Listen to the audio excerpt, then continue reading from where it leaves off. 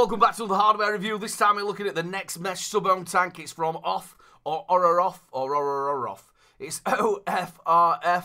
They did the gear RTA, which was absolutely corking. I didn't get a chance to review it, but I did try it. Now, I got to meet these at Expo in May. Big shout out to Chris, he's an absolute corking bloke. And also a big shout out to Chelsea for sending this out for review. I did get to try this tank there, and I was really impressed with it. There is a lot of mesh tanks coming out there. We've got the Falcon King to do, and we've also got the Rapture. That'll be coming out this week as well, so make sure you check that out on the channel. So what do I reckon to this one? Let's get the review underway. We'll do like we normally do. We'll have a little look around the box itself, and then we'll break down the tank, and then we'll do the pros and cons of the bits that we've missed. Right, on the front, they've got this like sort of browser thing going off, like a Google browser, but it's an off browser. At the top, it does say that it is the conical mesh tank. Then they've got the sign off, which I think is quite comical. You've got their logo, and then underneath it, it does tell you that it is the nexMESH Sub-Ohm Tank. On the side, you have got their scratch and sniff. You've then got their website address, and then you've got their logo, and then you've got their hagtashes, which is the nexMESH Sub-Ohm Tank and also the first conical mesh tank.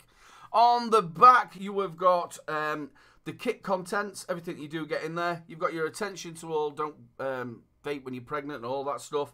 You've got the manufactured by off, and then you've got your kite marks and don't vape in a bin. If you just look above my shoulder like normal, there's everything you do get in the kit itself.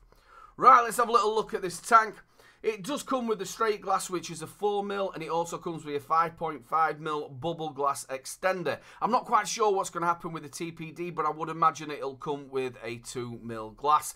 I would imagine you'll still be able to buy the extender for it as well. Right, let's do like we normally do, top to bottom. It is an 810 drip tip, and it is removable. You're able to put your own in there if you've got it. It is a top fill. What you've got to basically do is just have a little look for the arrow, push it across, and as you can see, you've got your kidney well. Now, it's also got an anti-leak system in it. You just push your bottle through, there's a little gap there, and that stops it from leaking. As you can see, you can tip it upside down, and there's no leakage. Let's move a bit further down. We'll go down to the airflow. It is mirrored on either side, and it does lock off, so you can dial it in. On the bottom, it does tell you that it is the nexMESH. You've got the off.com. It does say that it's the first conical mesh tank, and you've got your kite mark and don't vape in a bin. It is a protruding 510 as well. So to actually get to your coil, what you've basically got to do is you've got to undo the airflow. Now, at the bottom of the tank, there's a little bit of knurling. What you've got to do is put your fingers around that, undo your airflow. Make sure you do use that knurling at the bottom, because if not, you start unscrewing the top of the tank. And as you can see, your coil just sits in. Now, whatever you do, don't pull the brass ring, because that pulls it off the bottom of the coil. You'll see there's a big silver ring on the outside. Just get your nails and pull it out. It's that simple. Now, as you can see, there is a big chamber in there. Now, it's called a double compression chamber. And basically, the airflow comes in into that chamber through your coil. And then you'll see, as I take the glass off, there is a little chimney at the top. It condenses it all into there, and all the flavour goes straight into the mouthpiece. Better flavour. Now, to fit your coil back in, it is so simple. Make sure you marry up the wicking ports with the actual holes in the chamber and just push it in. Screw your airflow back on, and you are ready to go. Right, the coils themselves.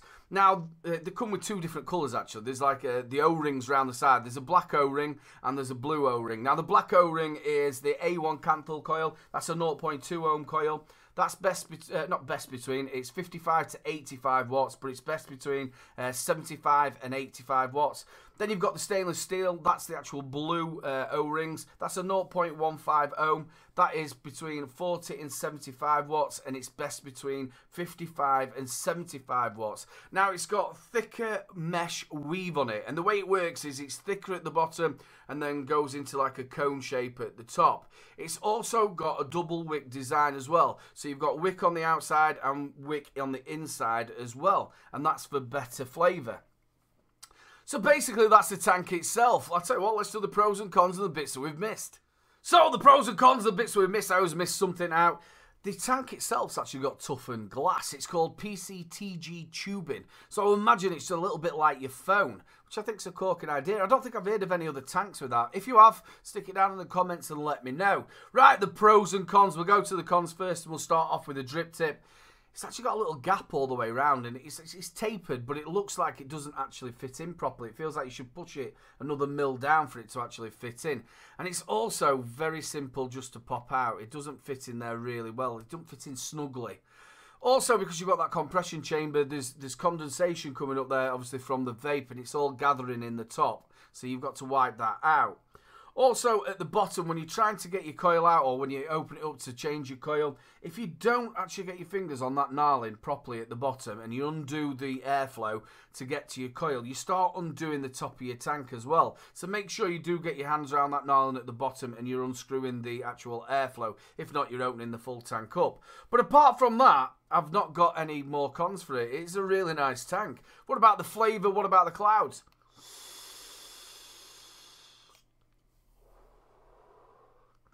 Clouds for days.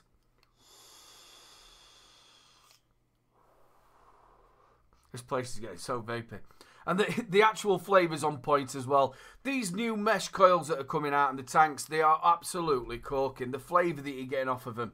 And this is no exception. It's really good flavour off this. And clouds for days. I'm loving both of the coils. You've got that double wick in there on the outside and on the inside. You've also got a thicker weave on the mesh as well.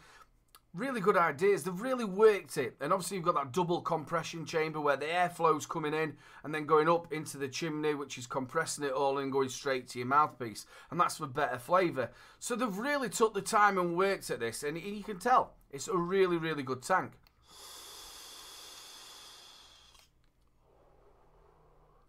It's not one for maybe taking out into a public place because the amount of vapour it does actually create, it's a cloud chucker.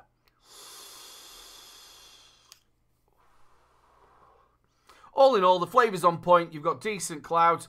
Apart from the drip tip, it is really well made. You can dial that airflow in really well. All in all, big thumbs up for Little Bro. All the details for off will be down in the description, or off. If you've liked the video, make sure you like, subscribe and share. The subscribe button's just in the corner. Give it a little press and get to that new magic number. And there's one last thing to say, people. Keep them juices flowing.